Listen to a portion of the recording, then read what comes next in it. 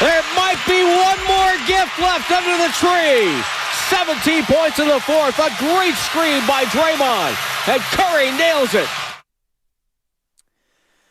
Yeah, unfortunately, the final gift here tonight was under the Los Angeles Lakers tree. I mean, that was a fantastic call by Tim Roy. As always here on 95.7 The Game, the voice of the Warriors. Curry, with 6.3 seconds left, got freed out of a beautiful out-of-timeout play drawn up by Steve Kerr. The Lakers probably were trying to figure out a way to foul Golden State. They were trying to figure out a way to not let Curry get open. And from 30 feet, basically, he buried a three. And that was the final highlight of the game for the Warriors because Austin Reeves takes Wiggins left.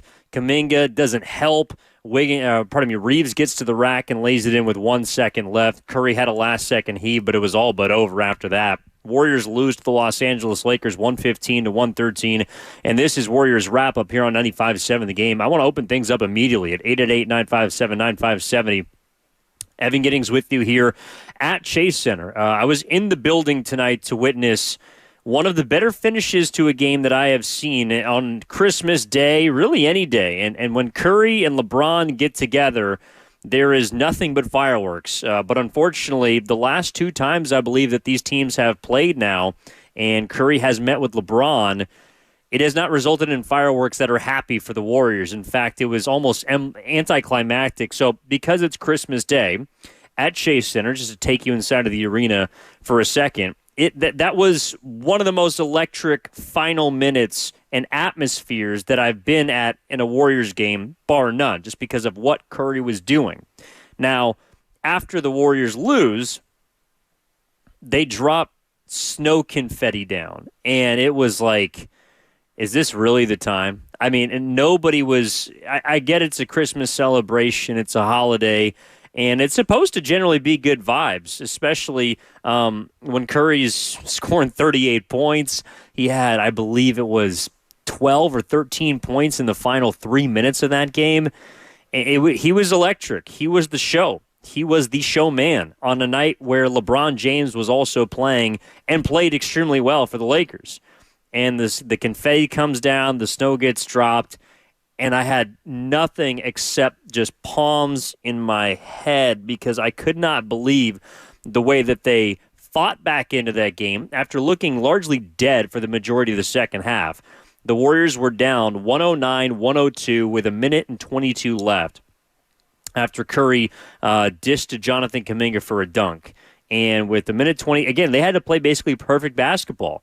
Dennis Schroeder hit a massive three to cut it to 4 with 48 seconds left. After Austin Reeves misses a three-pointer, Kuminga grabs an important rebound, outlets it to Curry, who goes in for a reverse layup, makes it a one-possession game with 26 seconds left. And then the Warriors commit a couple of fouls.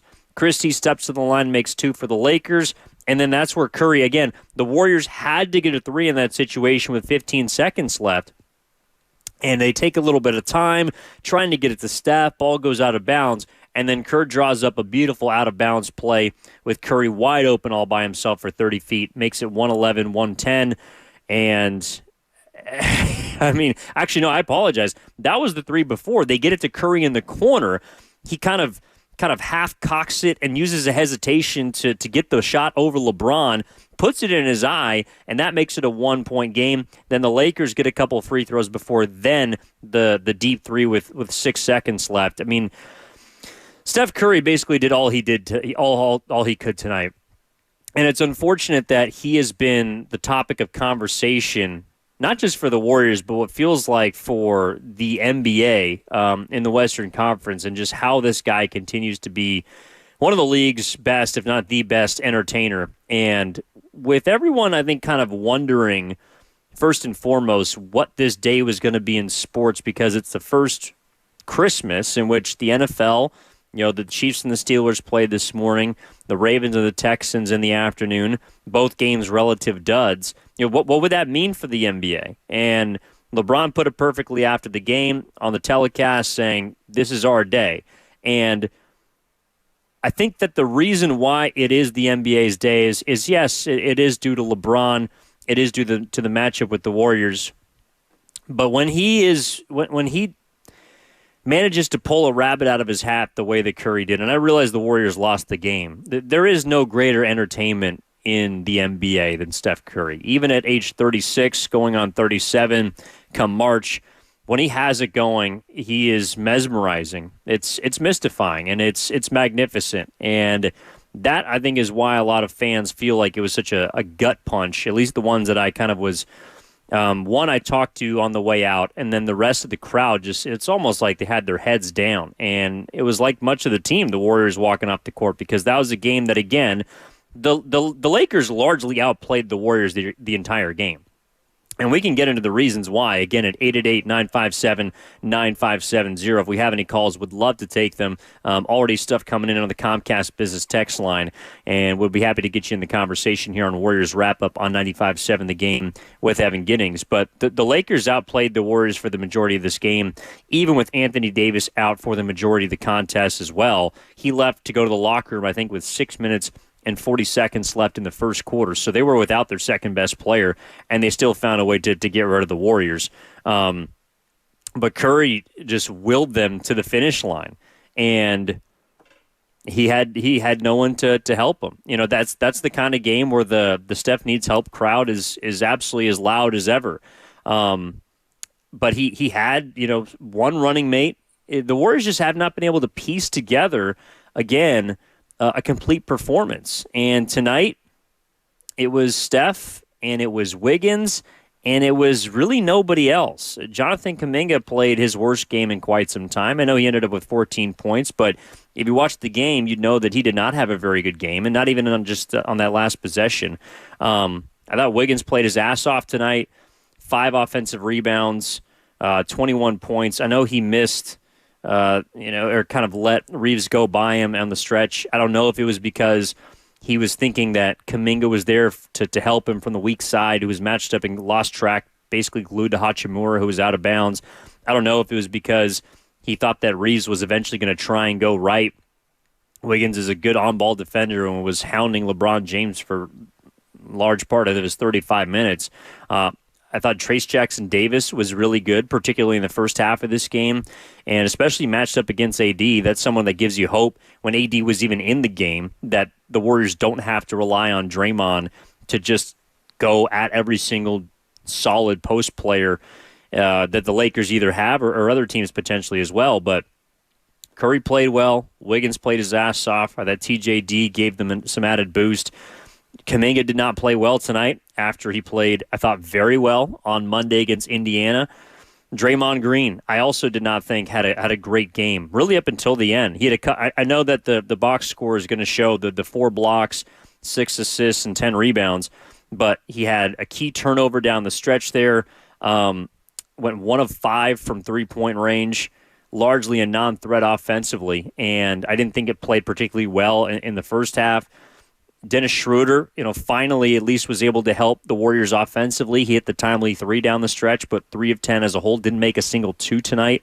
And then the bench as a whole was largely ineffective. Again, I know Kuminga scored 14 points, but he basically walked into that with 6 of 8 at the free throw line, missed all 4 of his threes. I thought that he was taking shots. He had a couple of open ones that he missed, but whereas on Monday against Indiana, and I thought he played with a lot of patience, tonight I thought he did a little bit too much and clearly wasn't in rhythm. Pajemski, in his 24 minutes I thought was all right, but he got picked on down the stretch of that basketball game. LeBron James went at him repeatedly, and Pods also, missed an open floater, only had 1 assist tonight. And the Warriors pretty much played an 8-man rotation against the Lakers team. And that tells me also that Kerr really wanted to get this game. GP2, I think he left after playing 7 minutes, might have re-aggravated the calf injury that held him out on Monday and over the weekend. But Kyle Anderson, we did not see in this game. Moses Moody, we did not see in this game. Even to some extent, Lindy Waters III, we did not see in this game. Kerr shortened up that rotation, and I think it was to try and get some consistency for Steph. We saw Kerr go back to Curry's, primary minutes before he adjusted them. Again, it was last few weeks. It's been 4 at the beginning of quarters, 4 at the end of quarters. Tonight, he played the first 10 minutes. I think he only sat 6 minutes in the first half, and it was largely between the first and the beginning it wasn't even at the beginning of the second quarter because he came in. He built some rest in for him in that third period, but Curry as a whole played the majority of this game. He played 36 minutes at 36 years of age, and I thought his age maybe showed a little bit. There's a play, and this is where, I don't know, Curry just continues to confound because, and I took a video of this, I posted it on Twitter, Instagram, social media channels. With 3 minutes and 55 seconds left, Curry had a wide open reverse layup, and it was a layup that he makes 99 times out of 100. He missed it. And after that, the Lakers call a timeout. He goes to the bench, and I'm sitting there watching him, and he throws a towel over his face. He makes a gesture as if to say he should have made that reverse layup, and there was frustration on his face. And what does he do? He responds by coming out and remaining as aggressive as he's ever been before. He goes 5 of 7 in the final 3 minutes and 55 seconds, 13 points, 38 on the night. He basically willed the Warriors to the finish line, but it just was not enough in what can only be described as a heartbreaking loss to the Los Angeles Lakers. The Warriors are now a game below 500. They remain, depending on what happens in the later game between Phoenix and Denver, they remain a team that is right now tied with Minnesota for the 8th seed, and they are a team that is reeling. They have lost 3 games in their last 14. They are 1 loss away on Saturday against a Phoenix Suns team from essentially flipping their season on its head, from going from 12-3 to 3-12. And that's why, to me, the loss on Monday against the Pacers really hurt. This one, in terms of the fashion that it happened, obviously stings. Maybe even more so than the Denver loss, in which they essentially kicked that game. They blew that game. But this was a game that hurts even more because you got the 38-point performance that you did not get from Steph on Monday. Steph was not very good on Monday. He was not very good last Thursday. It's almost as if he's been good one game, bad another game. But obviously everyone on Christmas was captivated. This was Steph Curry's best game he's played on Christmas. I think he's only averaged about 15.6, something around there, points per game on Christmas through the first 4 games that he's played. He's not been very good on Christmas Day. Tonight, he was sensational. And I don't know if he played a perfect game, but he played pretty damn close. And it just puts into perspective how far the Warriors appear to be right now. Because, again, the Lakers, I will reiterate, they outplayed them for the majority of this game without Anthony Davis, without their second-best player. And I think it's because the Warriors have just, right now, basically embodied a team that cannot find any consistency. And Curry is also someone that does represent that. Like I said, Curry has had a terrible game on Thursday in which he did not make a field goal. He played awesome in Minnesota, 31-10. On Monday, didn't have a field goal in the first half, and he ended up 2 of 13 from the floor, 1 of 6 in the fourth quarter. They lose that game. Tonight, he bounces back, and he's amazing. But that's, to me, symbolic of the way that the Warriors have played as a whole. They have gotten good performances from particular players on some nights, bad performances from particular players on other nights. Tonight, it was Curry's night. On Monday, it was not. On Monday, it was Kuminga's night. On Wednesday, on Christmas Day, it most certainly was not. Draymond Green was not his night tonight. I think the player that's probably been the most consistent in my eyes this season for Golden State, yes, Curry has had the peaks as well as a few valleys, but the player that I think kind of embodied the consistency, the rare consistency that we've seen from Golden State throughout the season was Andrew Wiggins. And it's because of what he's done on both ends of the floor. I think his three-point shot has certainly come along this year. Midway through the third quarter, he nailed a 3, and he was right then at 43% from three-point range on the season. That's a career best for him. I know he ended up 3 of 7 and 8 of 19 from the floor, but he was matched up against LeBron at times. And he still ends the second leading scorer for the Warriors with 21 points, again, and 12 rebounds. Also had 3 assists in the game. I know he ends up kind of, I don't know, maybe for some, as a poster child for the final possession, because Reeves blew right by him, and it felt like he kind of gave him the baseline. And again, I don't know if it's because he thought that Kuminga was supposed to be there for help. I don't know if it's because he thought Reeves, who's more of a right-hand dominant player, was going to go back right and he wanted to cut him off. But either way, I can't blame Wiggins for the loss tonight. And I don't really want to play the blame game as a whole, because I think even Steph Curry had situations and possessions in which he came up a little bit short tonight for the Warriors. But it wasn't his fault. He was the reason that they were at the finish line over the final 4 minutes. The previous 34 minutes, there were some things that were a little bit difficult. I mean, I thought Steph missed some makeable threes in this game that he typically does, but he made up for it by remaining aggressive and by making the shots necessary to get them to a 113 tie with 6 seconds left. And the Warriors, much like the majority of the season, especially during this 3 of 14, in which they've been 3-11 stretch, they needed one stop. They have gotten to the point repeatedly, the Warriors have, where they need one play or 2 plays or maybe even 3 to decide a game. And tonight on Christmas, in front of the nation, with LeBron James on one side, with Stephen Curry on the other side, the 2 flag bearers, the 2 poster childs for what greatness has been in the NBA for the better part of 15 years, the Warriors needed one play and they couldn't get it.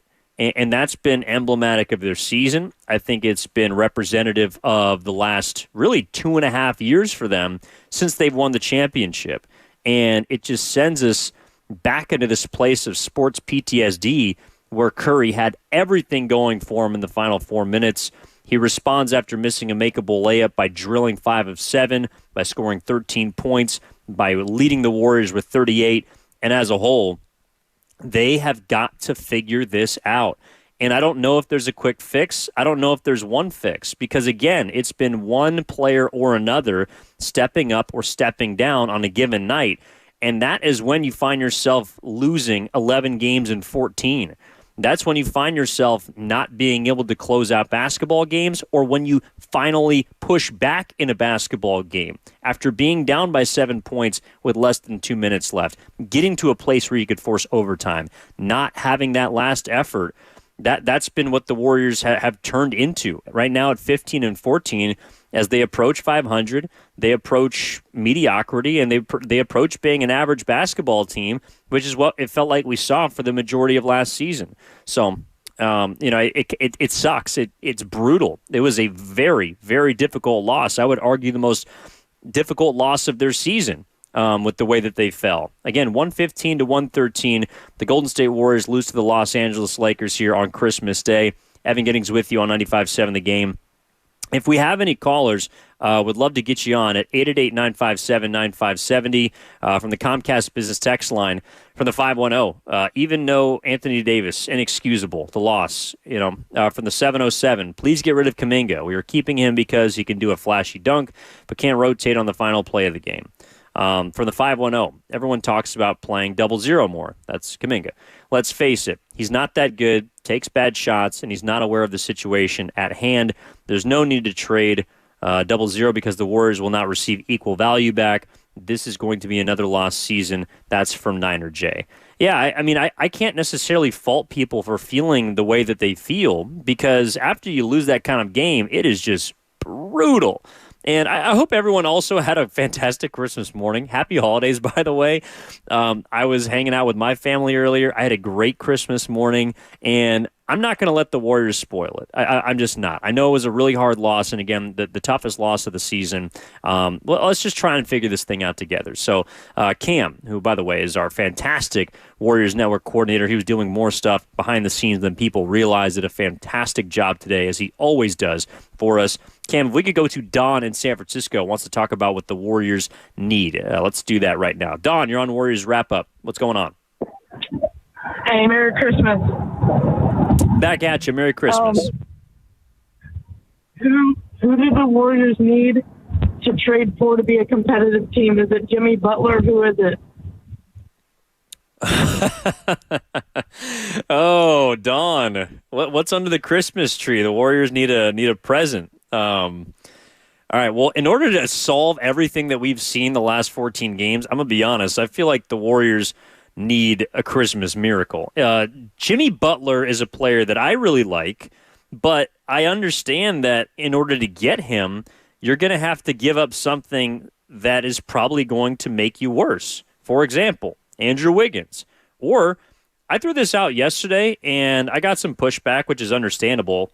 Draymond Green could potentially be involved in the deal. I don't know. I don't think that would ever happen. My point was that the Warriors do need to, I think, lay everything out on the table right now, because that's what you have to try, everything, in order to get out of this stretch. And I don't think, Dawn, that there's any external help coming for the Warriors in terms of a trade, because I don't even know if they have an idea of what this roster is with someone like Jimmy Butler. You know, that's what's so frustrating, is it does feel like they're stuck, because I don't know if there's a player out there that they can get that's going to wholesale change and shift the direction that this season appears to be going in.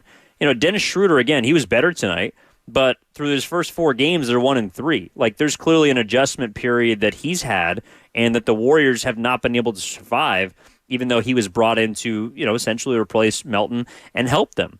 You know, I think the Warriors are in a position where they have to trust a lot of young players, and they have to trust a lot of aging players. And on particular nights, all of those guys are going to let you down, or have shown you that they will let you down. Curry was awesome tonight. He was terrible on Monday. Kuminga was awesome on Monday. He was terrible tonight. You know, it's like they haven't been able to find a complete performance over the last, it feels like, month plus at this point. And that's not something I'm sure a trade necessarily cures. Now, I think the reason why I believe a trade would be imminent for the Warriors is again, you have to try and do something. And if Kerr feels like there's no answers on this roster, then damn it, Mike Dunleavy Jr. and Joe Lake have got to try and find a way to find an answer from another roster. I'm just not sure who and what they would give up at this point. Maybe it is a Kuminga. Maybe it's a Podziemski. But I don't know what those values for those players are at this point. You know, if you could airdrop Jimmy Butler onto this roster, I would love that. But at this point, like I mentioned, the player to me that's been the most consistent from start to finish of this season for the Warriors is probably Andrew Wiggins. And ironically, that's a player that's also in the middle of his prime, or at least is the closest to his prime, I would argue, of any of the impactful players for the Warriors. So in order for Golden State to get this thing right, if you're going to make a trade, I would argue it should be for a player that is in and around their prime. But you're going to have to give something up. You're going to have to give up draft picks potentially. You're going to have to give up players that have helped you. Because if I'm another team, do I want Kuminga? Maybe. Do I want to pay Kuminga? I don't know. Do I want Podziemski? Perhaps. He hasn't been that impressive as of late, though. He's beginning to shoot the ball better. You know, Trace Jackson Davis is not necessarily an asset, and he's probably more valuable to the Warriors than he is to another team. Do you want Draymond Green? I'm not so sure. Maybe that helps a team that feels like they're in title contention put themselves over the top, but then how does that make the Warriors better? That's where I think this front office is stuck a little bit, and they're stuck by their own creation because they acquired a lot of tradable contracts. Buddy Hield, for example. Kyle Anderson maybe is a player I could see being dealt because apparently he's been buried over the last couple games. But I don't know how much you're really getting in return for those players. So the Warriors have acquired a lot of tradable contracts, but the level and the talent of player that they could get back for those guys, that's something I don't wholly believe is necessarily realistic. Gary Payton II is turning back into what he's been for the last 2 seasons since the championship year. Injury prone. Does another team want to get GP2? He might end up being more valuable to the Warriors. So I think it's a good question, Don. And honestly, I wish I had the answer for you because I think that would give us some insight as to how the Warriors could try to solve what's been ailing them, which has led to a 3-11 record over the last 14 games. 888-957-9570 is the number. Evan Giddings with you live from Chase Center after the Warriors fall in brutal fashion to the Lakers, 115-113 here on Christmas Day. Let's go out to the coach in Vallejo. Coach, Merry Christmas, my man. How's it going? Hey, Merry Christmas, Evan. Merry Christmas. And I've always thought you were one of the more fair commentators on the station. However, Kuminga was not off. Kuminga was not awful tonight, and I think people's comments are reflection on whether they like a player or not. So you look at Kuminga. Some people look at Kuminga and they nitpick and try to pick all the negatives. Now, the last play, 6.4 seconds, Roy Hachimura clearing out the key. Kuminga has to trail that guy.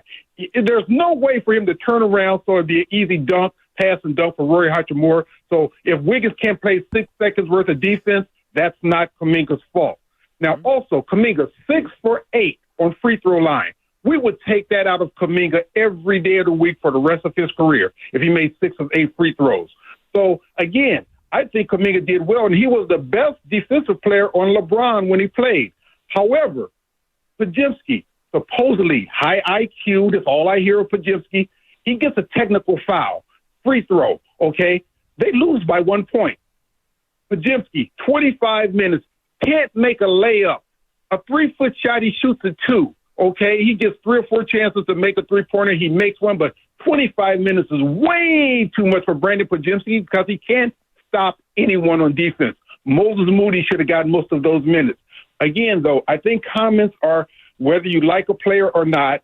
Some like Kuminga, some like Podziemski, and I tend to like Kuminga a little bit more. I think the kid is a great, great ball player. I think he makes good decisions on the court. I think his basketball IQ is fine, but people don't like his style, maybe. And, again, Kerr doesn't like his style. I would really love to see Kuminga go to another team. Put him on the Houston Rockets. He'll fit in well with those young athletes. Kerr, no. Dean Smith, North Carolina offense. Kuminga doesn't fit. He doesn't fit. But thanks a lot, Evan, and Merry Christmas and a Happy New Year to you. Hey, back at you, Coach. Happy holidays. Yeah, that's the kind of discourse I hope we can have after a game that I'm sure has a lot of people feeling in an extreme manner one way or the other. The Kuminga thing, and Coach, I appreciate the kind words at the beginning.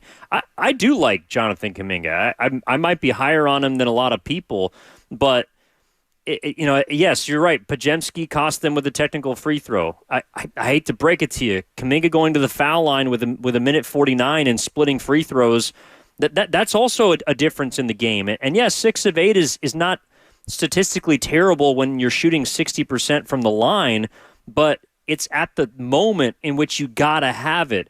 That's where, again, it's something. Those are rookie or young player mistakes, not rookie mistakes, but those are mistakes that young players make. I don't necessarily fault Kuminga for the final play, but that's a play where if he's 3 years ahead in his career, at age 25 or 26, he might make that play. I'm with you. There's a lot of potential in Kuminga, but when you're 22 and the Warriors have put as much pressure as they have on him, there's going to be mistakes like that. And it ended up costing the Warriors. Did it cost the Warriors more than Pods' mistakes or Draymond's mistakes or even some of Curry's mistakes? Not necessarily, but again, that's been the difference between wins and losses for the Warriors. I mean, I also hate to break it to you as well. In that first half, Jonathan Kuminga, I believe, was a minus 22 in his first 12 minutes. He did not play very well in the first half. And I know we're thinking about the end of the game, but the second quarter matters as well. The Warriors went into that quarter tied at 23, but they had an early lead in that game. They were up by 7. They were up by 5.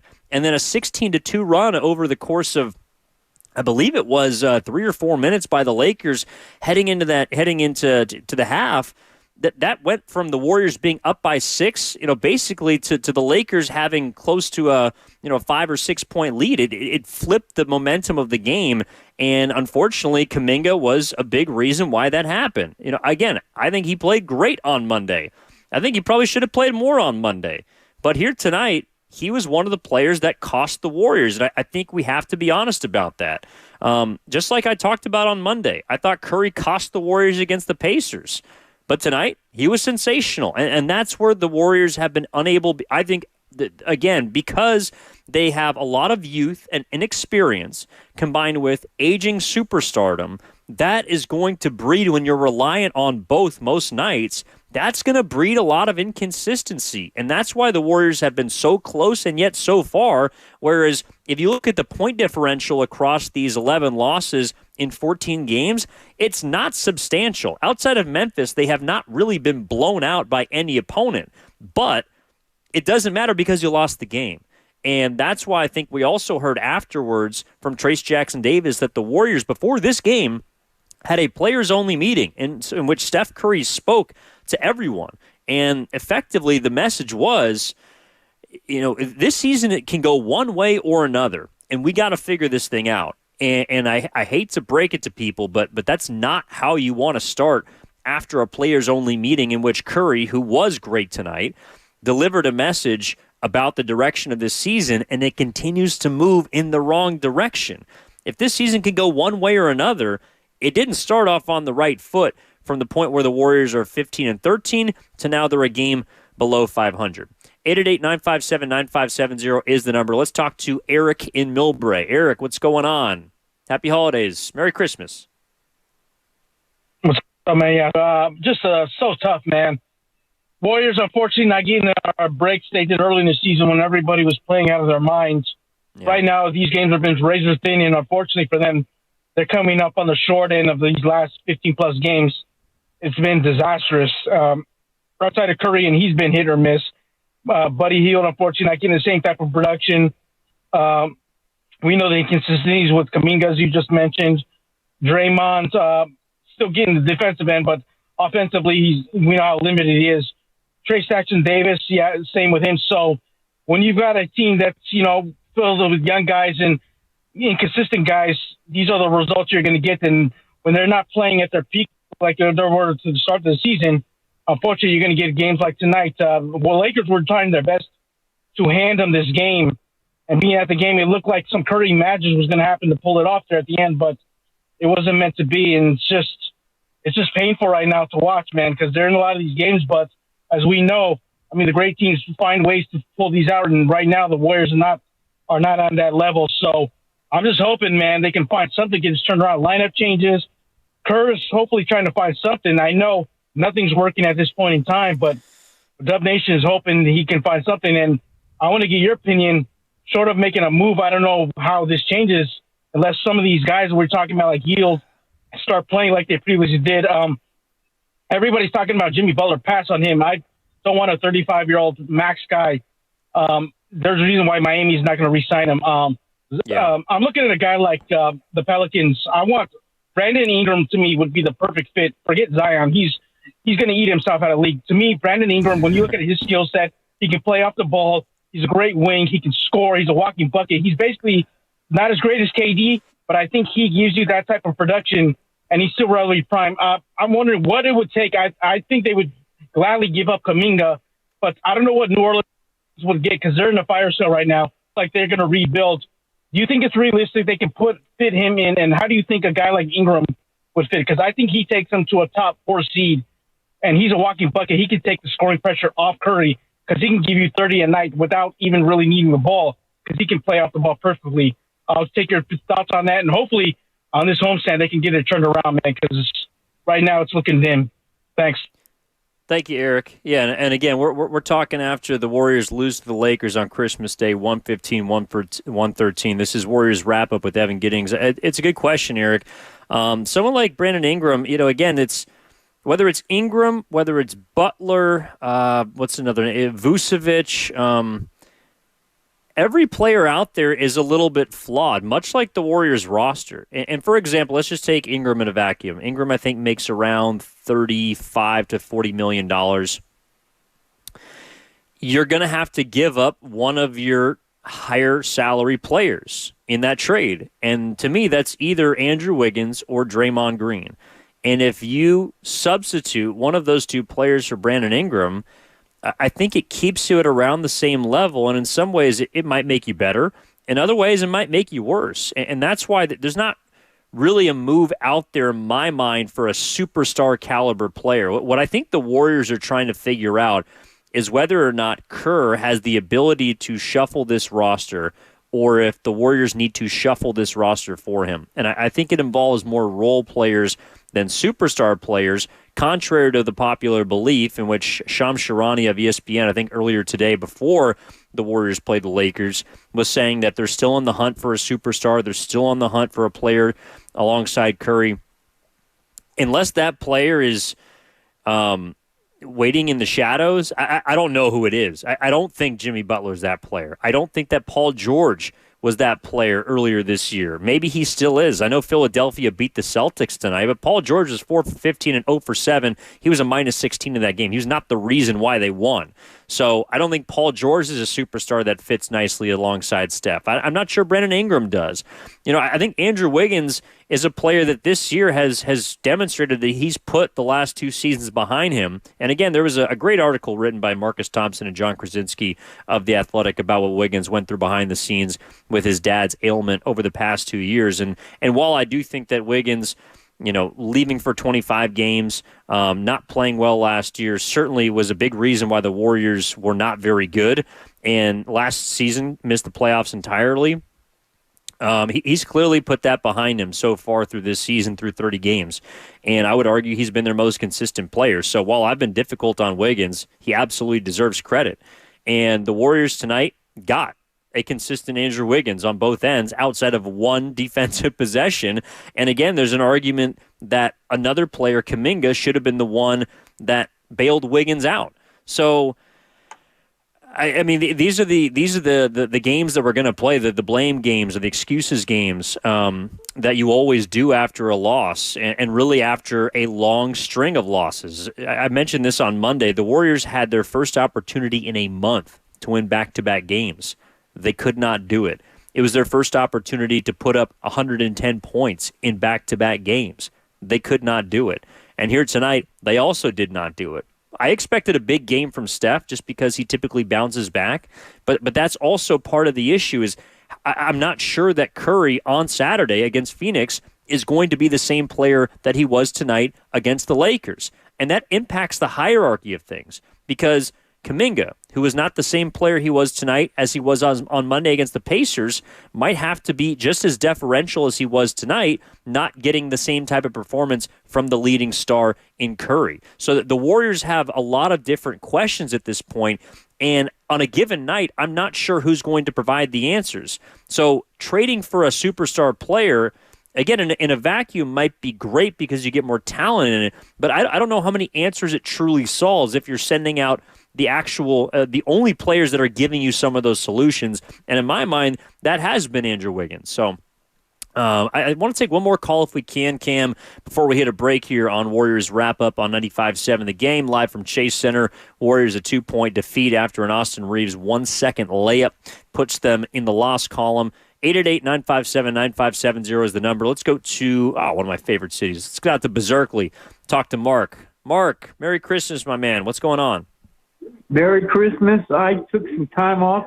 I thought we were going to win. I just felt good, and I turned it back on, and we lost again. But I think people have to be honest. The Buddy Hield is, to me, what's going on. He came in here. He was on fire. We got spoiled. Remember that? And he's not shooting like that right now. If he got back to the way he was, and it just so happened Kuminga and Curry and Wiggs and Schroeder all were playing good at the same time, there's no limit to what we can do. But it just doesn't happen. I'm not worried about 1-point losses. I never were. I'm worried about 10 and 15-point losses. And all those games we won that year, the first couple of good years, they could have went either way too. We were winning a lot of close games. And, that's the NBA. But things are going to come back. We're going to go to the playoffs. It's just I hope we can gel at the right time, and these 5 guys that are prolific. Other teams don't have the scoring potential we have. We have to realize that. The free throws, there's no excuse for that. And the defense has to improve. And also, if Trace Davis can be part of one of those scorers. If they all got on fire together, there's no limit to what we can do. It's just not happening. And people are frustrated. But there's nothing we can do about it right now. And Curry's getting older. What else can we say? Thanks, Mark. I appreciate the call. Well, I wish I could sort of spread your Christmas cheer, your optimism among a lot of fans, especially the ones here at Chase Center that I was talking to on the way out, because And understandably, they were downtrodden. A lot of hung heads walking out of Chase Center after what was supposed to be a great show, and honestly was a great show. It was like you go to see your favorite performers, and the concert is awesome, and there's a finale, and someone breaks their guitar at the end, and it's like, what did I just watch? It doesn't mar the game as a whole. I thought it was a great finish between two titans of this game, two brands that have owned the NBA for the better part of a decade, and it just ended up that the Warriors were on the losing side, and it sucks, and it's a brutal way to go down, especially when they fight and claw as hard as they did to get back into that game. But that's the kind of fight that the Warriors are going to need. They can't hang their heads like a lot of fans did walking out of here. They play Phoenix on Saturday. Then they get Cleveland, the best team in the NBA, on Monday. They got a lot of tough games that are still coming up with opportunities to try and right the ship, to try to prove to themselves that they are what you say they are, Mark, which is a playoff team, because right now they are a play-in team, and that's what they were last year when they did not make the postseason. But on the other side, I want to listen to Steve Kerr, who talked after the Warriors' 115-113 loss. Hopefully can kind of glean some things from his press conference as we move along. I also have some thoughts on the behind-the-scenes meeting that Trace Jackson Davis revealed after this loss tonight, a players-only meeting that was led by Steph Curry. I think that is significant, and I want to dig into that as we move along here on Warriors Wrap-Up. 888-957-9570 is the number, also the number for the Comcast Business text line. My name is Evan Giddings. We'll be back after this on 95.7 The Game.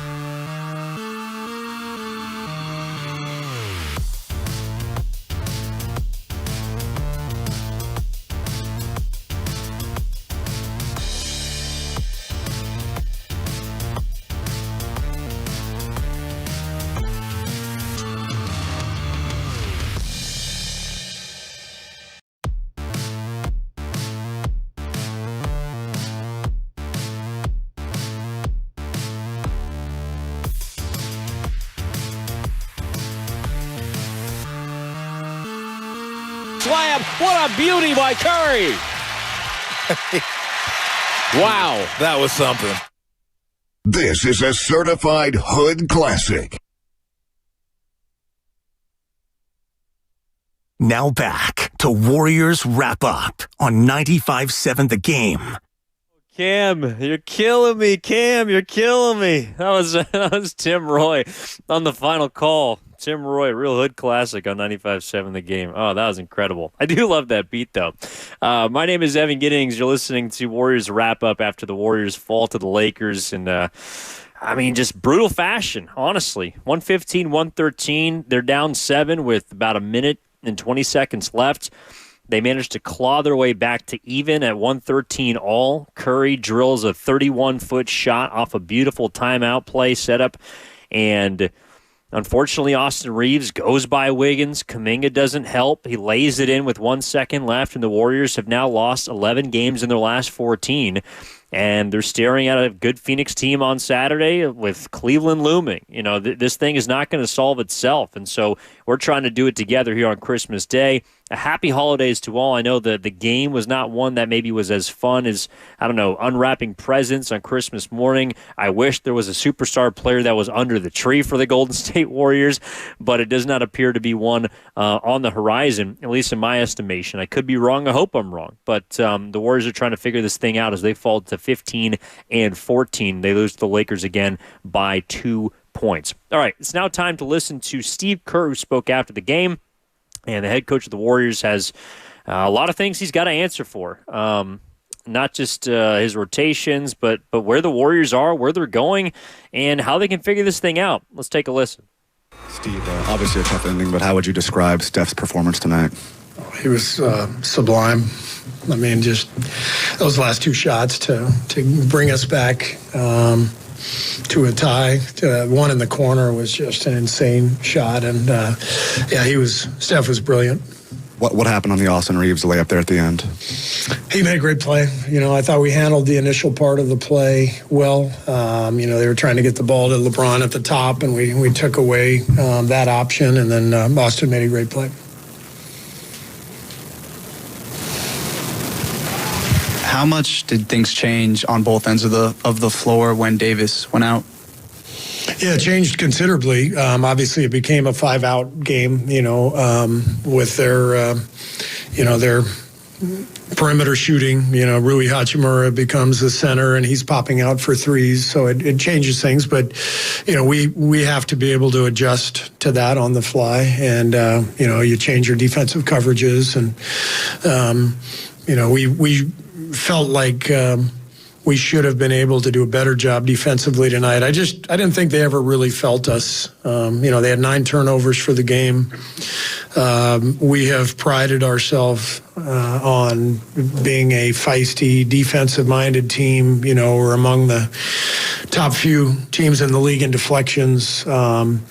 Never felt like we made an impact on that game defensively, putting pressure on them, forcing turnovers, getting deflections. Didn't happen. So they controlled the game, and they earned the win, obviously.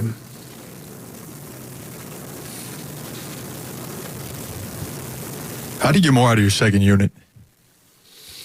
Yeah, I mean, it's in fairness to our guys, we've been all over the map this year, rotation-wise. I've had a million different starting lineups. Guys are in and out of certain roles, rotations. I'm well aware of that, and that's hard as a player to not know, how many minutes you're going to get, what minutes you're going to get. The reality is we're searching. We've lost 11 of 14 games. And, I don't feel like this is a roster where you just say, all right, here are our top 8 guys or top 9 guys. We just play those guys. Our roster is really deep. And we've got a lot of guys who can play. And, every game calls for something different. That's the issue. We've got it. There's certain games we need more shooting. There's certain games we need more defense. And so we've got a lot of guys who can play, but it's been difficult, to develop consistent rotations and lineup combos. And I think it has not been easy for the guys, but, we'll keep plugging away. Coach, what is the morale of the team like right now? Yeah, we're down. I mean, it's everybody's disappointed. We've lost some confidence. You can feel it. We had a great vibe early in the season, and we're going through it right now. But I love our guys, high character guys. They care. They care about the game. They care about each other. I believe in them. I believe we're going to get this thing turned around. So we this is all part of it. It's part of the season, part of life. You hit these ebbs, and you feel like everything's tough, everything's difficult, and you got to feel the flow. You got to feel the confidence, and so we'll keep plugging away, and we'll get there. Different substitution pattern for Steph tonight. What went into that? Was just the ebb and flow of the game, or was that predetermined? We wanted him to get a little longer run to start the game and start the third quarter. So we kept him out there. I talked to him before the game, and he liked it. He had volunteered to shift his rotation a couple weeks ago. So we've been taking him out in the middle of every quarter over the last couple weeks. And I think the issue with that is he didn't really get into much of a groove early in the game because he was coming out so quickly. So we decided to give him the longer run to start the first and the third, and he looked great. Obviously, I mean, he found a good rhythm, and so we'll probably stay with this.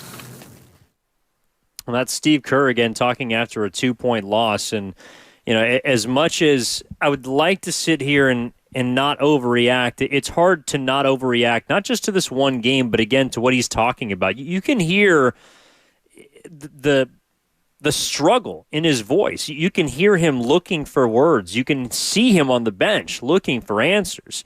And the Warriors have not been able to find one for over a month. And it's so jarring considering the way that they started this season at 12-3.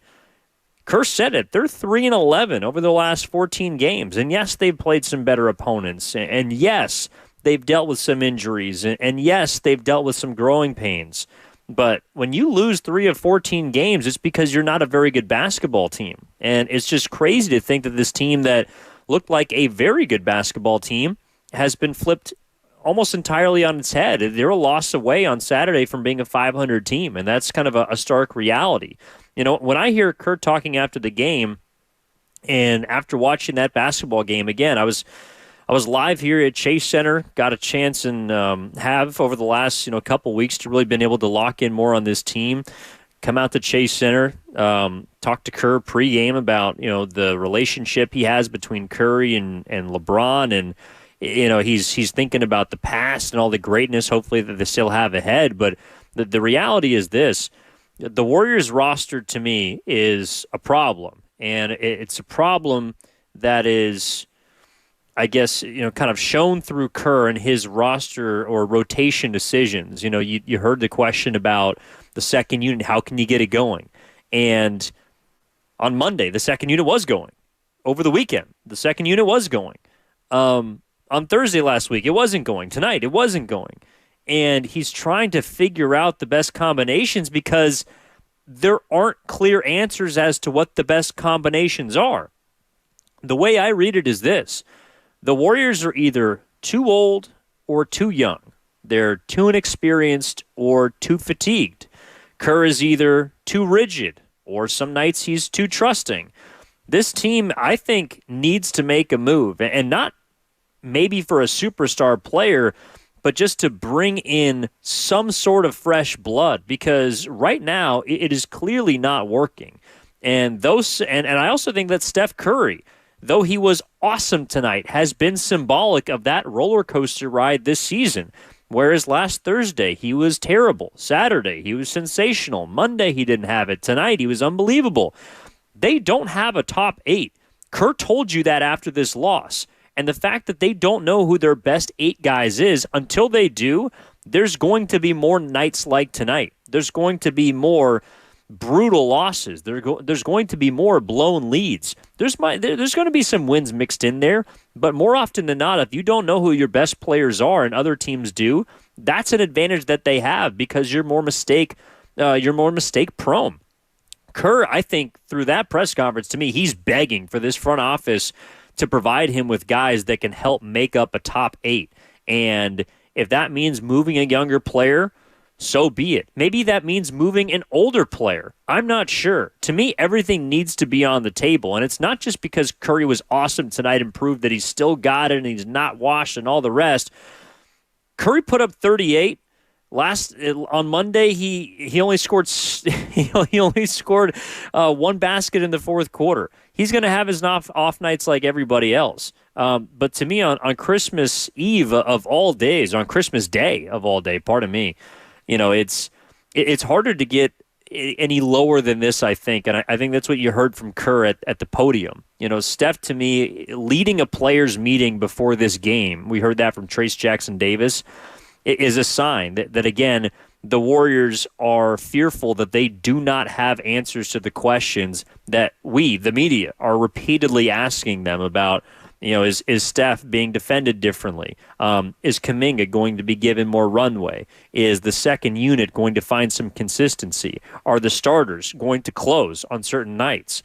The Warriors roster, too old, too young, too inexperienced, too fatigued. Kerr's too rigid or Kerr's too trusting. There needs to be some sort of shakeup, in my opinion, in order to try and figure this thing out, because what they've been doing for the better part of a month and a half has not been working. And that's why Steph is leading a players-only meeting. That's why he's saying that this season can go one way or another, because he sees the writing on the wall. And it's not just about him and what's left of his career and his desperation to win. It's about the fact that he doesn't know if this team is good enough to make the postseason. Forget championships, forget playoff wins. Right now, the Warriors don't look like a team that is destined to be outside of the top 10. Last year, they were a 10 seed. And right now, they look very close to that, just a cheaper, different version of it. And so, it's kind of a place that you do not want to be, which is towards the bottom. But it also it gives them a reason to fight, and that's the one thing that I think encouraged me about tonight is the fact that I do believe there is fight with this basketball team. It's just unfortunate that fight sometimes is not enough. Curry fought down the stretch of this game. I thought other players fought on Monday. They obviously fought in the win against Minnesota. The only game that they haven't had fight this season, quite frankly, was the 50-point loss to Memphis. They've fought in all other fashions, and that is, in one breath, encouraging. In another breath, it doesn't really matter if you're not winning games. So I don't think that this team is completely defeated yet, though they lost a tough one tonight on Christmas. But this is going to tell us who the identity of this team, what kind of fight they have, what kind of character they truly have, because they're professionals. They got to play on Saturday. They got to play until, hopefully, the middle of April, if not beyond. And they have to try and figure out different ways to win this thing. And I think they also need some help from the front office to give them a little more clarity, to give this coaching staff some more clarity, to give Curry some more clarity, and to give maybe some of the younger or even in their prime players some more clarity. So I'm sure we're going to talk about this a lot tomorrow. If there's any calls to clean up, Cam, feel free to send them to me at 888-957-9570. This is from the 760 on the Comcast Business Text line. They play Friday in L.A. and then Saturday against the Suns. Yeah, thank you. I apologize. Yeah, they got the Clippers next, as well as the Suns. This is a team that has a condensed amount of games. And I also think one thing that Kerr mentioned before the game that they have to also consider with regards to Curry is trying to figure out how to build in rest for him, how to build in certain games where he has time to heal, where he has time to get himself right. I think one of the reasons why he played 36 minutes tonight is because he's not going to play both games of the back-to-back, and nor do I think he should with the amount that he's been taxed so far already in an age 36 season. Let's go out to AJ in SF, wants to talk here on Christmas Day. AJ, happy holidays. What's going on? Oh, not a whole lot, man. Yeah, and you got me a little upset when you blame, when you point the finger at Kuminga because Wiggins got beat. I mean, you can't get beat with 5 seconds left. I don't care who you are in the NBA. If you get beat with 5 seconds left, it's your own fault, man. And the fake news you're putting out there, to me, it's hate news. It's not real. Mm-hmm. Anybody who plays basketball should be able to stay with the man for 5 seconds. You can't depend on help for 5 seconds. Come on, 5 seconds. Response, please. Thanks, AJ. Yeah, I'm with you. I don't know if I'm blaming Kuminga. What I said was I don't know if Wiggins was expecting help from Kuminga or he couldn't keep his man in front of him. I mean, I don't think JK played a great game tonight. I don't know if you're still there, AJ. Like, do you think that Kuminga played a good game tonight? Oh, he's gone. Sorry about that. I don't think he played particularly well in this game, but I also said he was magnificent on Monday. You know, he was really good off the bench. But that's kind of the larger point. It's like the Warriors have needed one play throughout the majority of these losses, and they can't get it. Either Wiggins had to keep his man in front of him, or Kuminga had to be aware enough to come over and help him on the weak side. But if that happens and Reeves dumps it off to Hachimura, you know, maybe we're talking about why he helped off him in the first place. You know, there are answers that are questions that I don't have answers to. So I apologize, AJ, if you feel like I was blaming Kuminga. That wasn't my intention. David's in Maryland, wants to talk about Steve Kerr. David, what's going on? You're on Warriors Wrap Up. Happy holidays. Hey, guys. How you doing? Happy holidays. How are you guys doing? Are you good? Yeah, I'm there. Oh, I'm good. Okay, just wanted to, I kind of typed something up because I just didn't want to forget what I had to say, so I'll make it quick, okay? First and foremost, I want to commend everyone that works at 95.7 for their patience and their ability to delay the inevitable in terms of where the problems for this team lay. Guys, it's clear as day that the problem is Steve Kerr. I think there are multiple problems, and I like what you said at the top of the hour regarding that. It seems like there's a two-pronged problem. It appears that Steve Kerr might be a little bit too rigid, and then at the same time, it appears that our players are too young and too old at some points. But I think this just starts at the top. Everything usually starts at the top and trickles down. You know, there's one guy at 95.7 that made a comment. I think it was Steiny, that for the sake of a franchise's health, sometimes someone that in the public view is seen as immovable needs to be moved for progress to be made in the franchise. I think it was Steiny, and I don't know if he was joking or not, but he said that he believed that the person needs to be moved is Steph. And I don't agree with him, but I think the concept of what he's saying is correct. I just think that he's talking about Steve Kerr, or that he should have been talking about Steve Kerr. I mean, the guy says the same thing every year. I mean, what we've witnessed since the championship year is the definition of insanity. It's doing and saying the same thing over and over again. And us as viewers indulging in the circus makes us no less insane. And it's my opinion that everyone at 95.7 is incredibly competent. But we have to start calling what the truth is. I mean, he says the same thing over and over again. And if you're looking at your comments in 95.7 The Game comments on Twitter, the fans are frustrated with Kerr. They're frustrated with him. And Nicole responds by giving this guy 2 more years. I mean, that's insane. We have Stephen Curry on our team, and we don't think that we need to do everything we can to maximize the guy. I mean, did you guys see what he just did? I was ready to turn the game off. My mom's yelling at me in the other room talking about, come back. Do you see what Curry just did? I'm running back over there, and I'm like, I can't believe this man at 37, 36 is still doing this. But we can't keep doing the same thing over and over again. And I know you have other people in line. I want to leave you guys with this. I stay in Maryland. You guys stay in California. I'm a fan from all the way across the other side of the ocean. I implore you guys at 95.7 to please crank up the heat on Steve Kerr. He is the coach of this team, and he can't keep getting away with saying the same things over and over again. And everyone's looking at the young guys and pointing at them, well, maybe he could get 4 minutes, or maybe they could get, or maybe Moody. No, we might need to blow it up, but Steve Kerr has to go too. And one of the things that hurts me the most about that is that potentially if Kerr leaves, Curry might be going with him. And I hope that he can reconsider and potentially play with another coach if Steve Kerr happens to be let off this team, which probably won't be happening because he has a 2-year extension due to Lacove's decision to extend him for 2 years, which is ridiculous, considering everything. It's insane, guys, and that's all I want to say. It's absolutely insane. Thank you so much. Thanks, David. I think oftentimes the finger is pointed at the head coach when everything is going wrong, and, like, that's his job. I mean, your job as a head coach is to win games, and for about a decade, Steve Kerr has been better at that than I think almost every single head coach.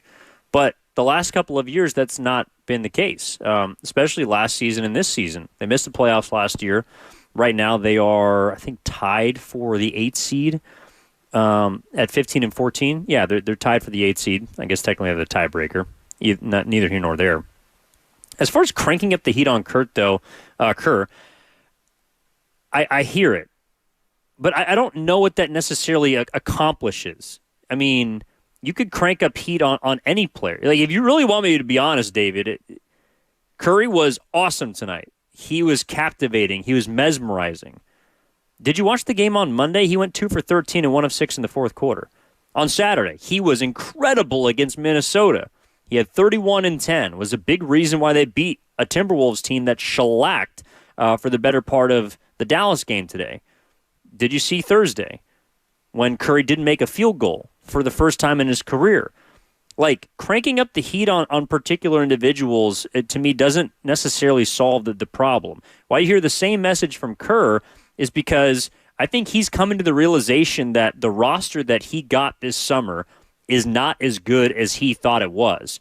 And his strategy for playing a lot of different players was to try and hide the true weaknesses of the team, which we're beginning to see, which is a lack of experience, aging superstars, and really nobody outside of, I would say, Wiggins, maybe Schroeder, players that are close to or in their prime. There's just none of those guys on the roster.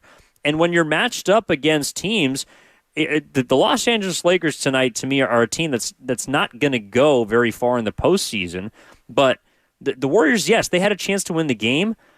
If you really wanted me to be that guy, the Lakers didn't play without their second-best player. Like, Anthony Davis was out for the majority of this game, and they still beat you. They should have beat you. They tried to hand you the game in the very end, but they should have won this game. The Warriors did not play well enough over the course of 48 minutes to beat the Lakers, in my opinion. They played very good over the last 4 minutes, and it was particularly because of Steph Curry. But let's not hide the fact that the Lakers were hamstrung by AD having another injury against the Warriors, which seems to happen every single time.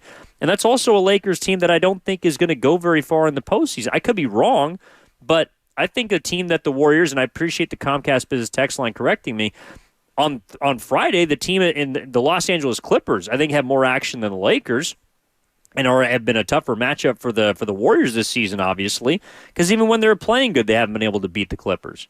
So cranking the heat up on Kerr, I get it. There's criticism that Kerr deserves. I think tonight he probably was too trusting of his younger players. The fact that Kyle Anderson didn't play a minute in this game, to me, against a Lakers team in which the Warriors, if they had taken care of the basketball a bit better, I think could have won. That's a player in Anderson that can help you. So, again, Kerr is tough, but overall the Warriors are in a difficult place, and I'm not really sure, what people want from him outside of, well, just go win a game. Like that, there's no suggestions that I'm hearing from Kerr, and even if there are suggestions, it's like, okay, well, you got to play young guys more. Okay, well, the young guys might get you beat. Okay, well, you got to play Curry more. Okay, well, some nights Curry's great, other nights Curry's inconsistent. You got to stay away from this dude. You got to lean into that guy. That changes on a given night, and I think we've seen that over the course of this month, that picking the right combination doesn't necessarily mean you win the game, and I'm just not really sure what he's supposed to do at this point. Let's talk to Eric in San Francisco, who's at the game tonight. Eric, Merry Christmas. Thanks for spending your day, unfortunately, watching the Warriors lose, but with the Dubs. We love you for it. What's up? Well, yeah, thank you. Merry Christmas. Yeah, so I took my 84-year-old dad to the game tonight, so a couple points that were kind of micro to the game and then macro to the Warriors.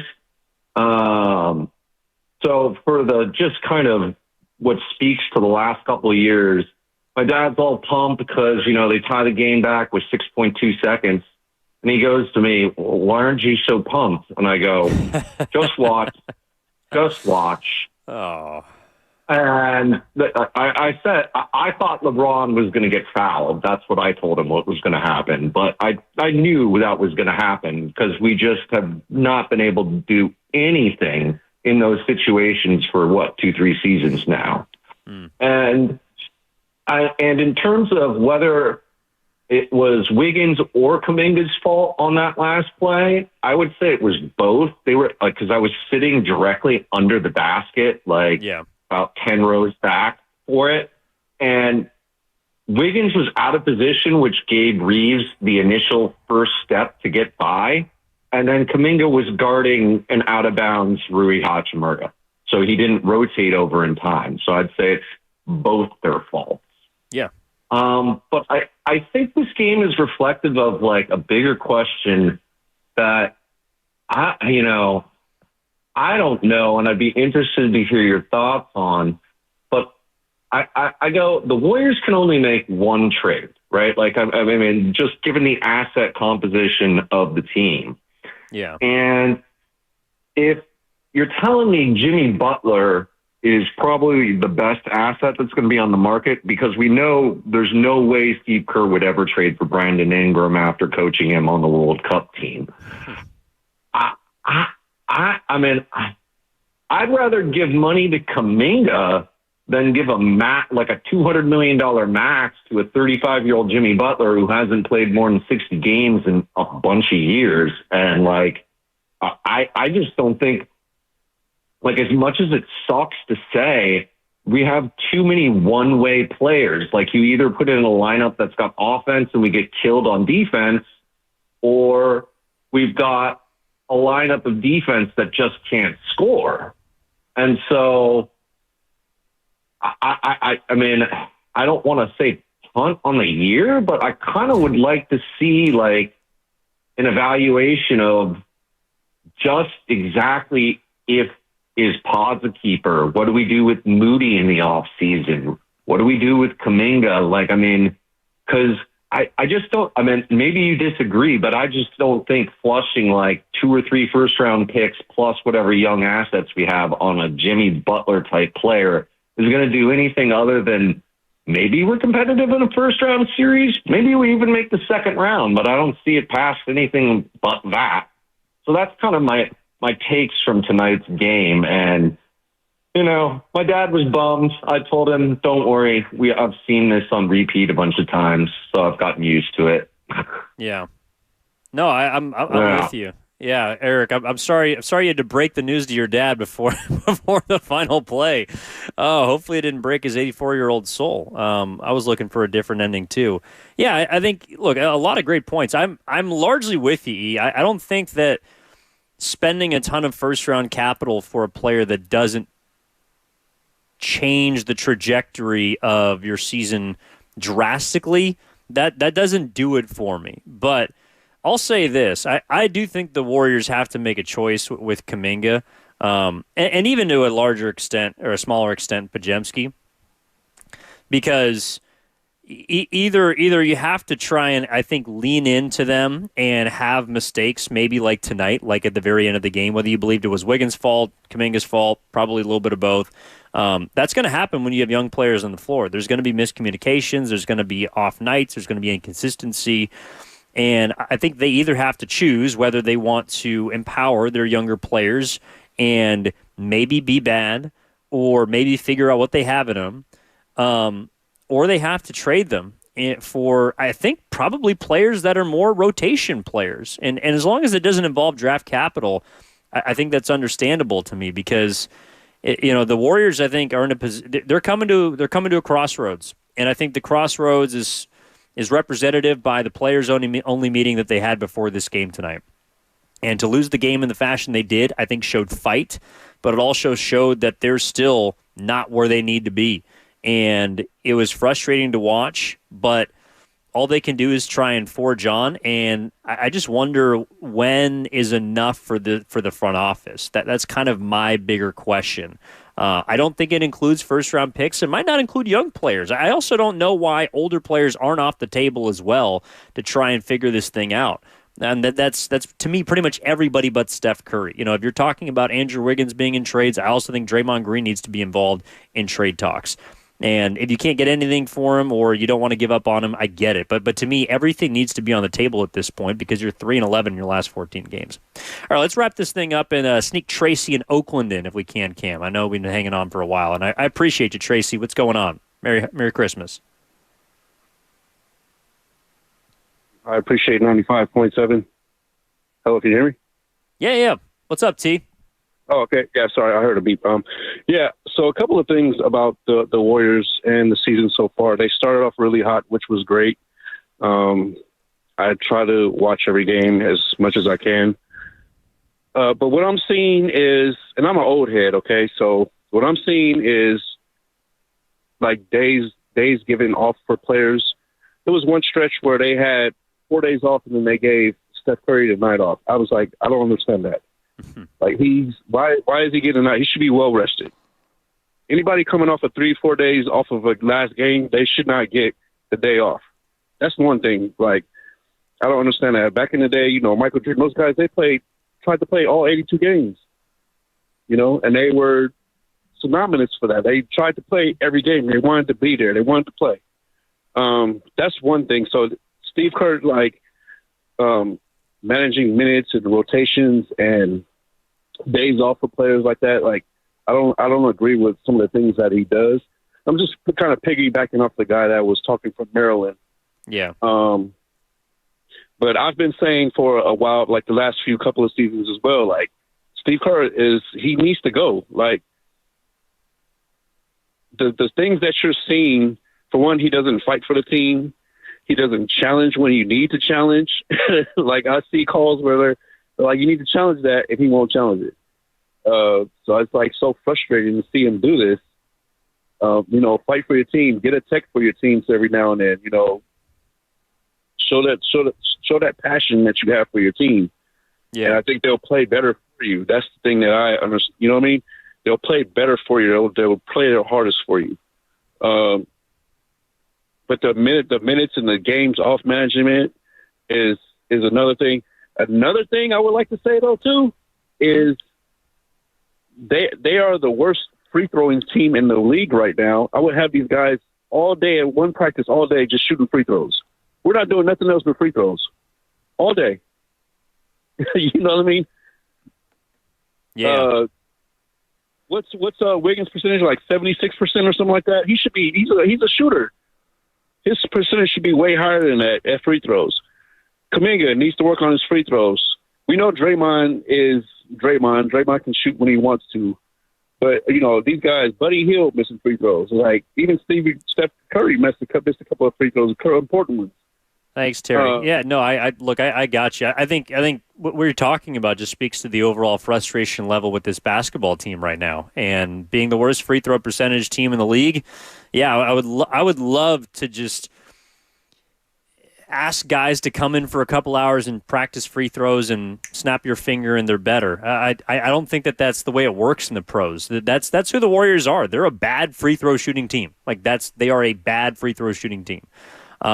And they got a lot of questions that they need to answer and not a lot of time to turn this thing around before it begins to get a little bit out of control. But I do want to let people in on a little bit of secret, and it's that the Warriors do have a game on Friday, and that we do know. It'll be against the Los Angeles Clippers. They have a chance to bounce back, and then they'll play, of course, the Phoenix Suns on Saturday. The season is not over. In fact, it is not even, to the midway point. The Warriors have a lot of basketball left. They have a lot of time to try and turn this thing around, and I look forward to covering them and hoping that they do it. But I told you what I thought about this game. I think it's a heartbreaker. I think it means that Steph and LeBron are still a tandem that can draw eyes and captivate, and Curry in particular is the best entertainer in basketball. It sucks that a performance like this was wasted tonight, but I think it speaks to the larger inconsistencies that the older players on this roster are having, that the younger players on this roster are having, and that the coaching staff is having, and even that the front office has to try and figure out potentially for them. But we'll talk to you next time, and we'll see you again on Friday at 6 o'clock. That's when Warriors Live is, before the 7 o'clock tip at Los Angeles. In the meantime, I will be on with Steiny tomorrow, who is in from 10 to 2. Tune into the Morning Roast from 6 to 10. Willard and Dibbs, of course, from 2 to 6. But I'll be on with Steiny and Guru, but in for Guru tomorrow. So I'm sure we're going to talk a lot about this coming up on the middays. But that'll do it for this edition of Warriors Wrap-Up. A big thank you to Cameron Williams back in our 95.7 studios, our fantastic Warriors Network coordinator. Big thank you to Chris O'Connell as well as Carter Chickering, the dynamic duo that helps us cut up all the sound you hear on 95.7 The Game. My name is Evan Giddings saying so long from Chase Center. And I just want to wish everybody a Merry Christmas, okay? I'm going to go embrace my family, drink some spiked eggnog, play a little bit of spades, and try and enjoy what's rest of this night because it is Christmas. Have a happy holiday. I know the Warriors lost, but it's going to be okay. They'll be back on Friday. In the meantime, keep it locked right here on the Warriors' home station, 95.7 The Game. Merry Christmas.